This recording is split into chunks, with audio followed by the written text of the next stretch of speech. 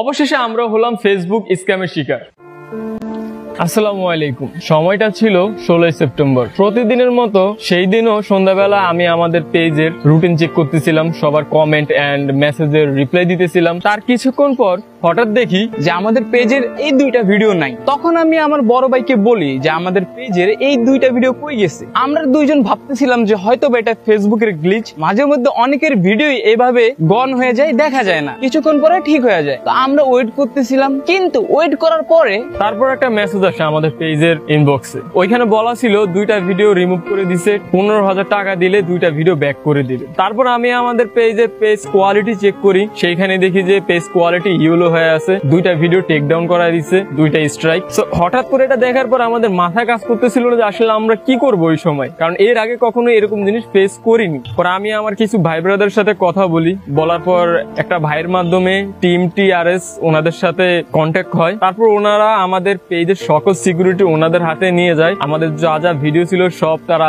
Protection দিয়ে দেয় তাদের রাইট ম্যানেজার দিয়ে। তারপর জিমেলে সেম আরেকটা মেল আসছিল যে দুইটা ভিডিও রিমুভ করে দিছে, 15,000 টাকা লাগবে, না হলে পেজে আরেকটা টেক ডাউন করায় দিবে, মানে আরেকটা স্ট্রাইক দিবে। তো আরেকটা স্ট্রাইক খেলে আমাদের পেজ কিন্তু তখনই একদম পুরো বাদ হয়ে যেত ফেসবুক থেকে। তো এইভাবে আমাদেরকে আরো মেসেজ দেয় যারা এই যে আমাদের ভিডিও সরাই দিছিল। তার কিছু মাস পর আমাদের দুইটা ভিডিও টেক ডাউন করা হয়েছিল, তার মধ্যে থেকে একটা ভিডিও চলে আসছে, এই যে এই ভিডিওটা। আর 2 নাম্বার যে ভিডিওটা মানে এটা এখনো আসে নাই, কাজ চলতেছে, রিস্টোর করার প্রসেস চলতেছে। বর্তমানে ফেসবুকে এখন সমস্যা দিতেছে, অনেক ভিডিও আসে না। এন্ড টিম TRS কে অসংখ্য ধন্যবাদ, কারণ তারা আমাদের পেজের রাইট ম্যানেজারও তুলে দিছে। তাদের সাথে যদি ওই সময় আমরা কন্ট্যাক্ট করতে না পারতাম তাহলে হয়তো আমাদের পেজ এখন বাদ হয়ে যেত, তোমরা এই ভিডিওটাও দেখতে না। তো তাদেরকে অসংখ্য অসংখ্য ধন্যবাদ ইবিএফ ভাইয়ের তরফ থেকে। আশা করি এইভাবে ওনারা আমাদের মতো কন্টেন্ট ক্রিয়েটরদের পাশে থাকবে। পরিশেষে এইটাই বলতে চাই, আমাদের মতো যত ছোট কন্টেন্ট ক্রিয়েটর আছেন তাদেরকে বলতে চাই যে এইসব জিনিস থেকে আপনারা সতর্ক থাকবেন।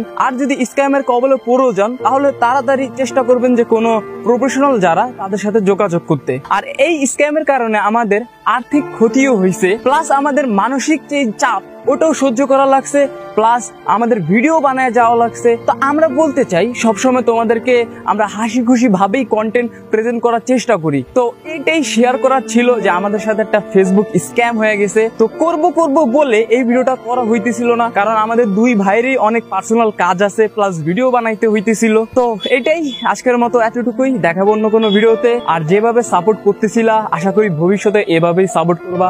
আল্লাহ হাফেজ।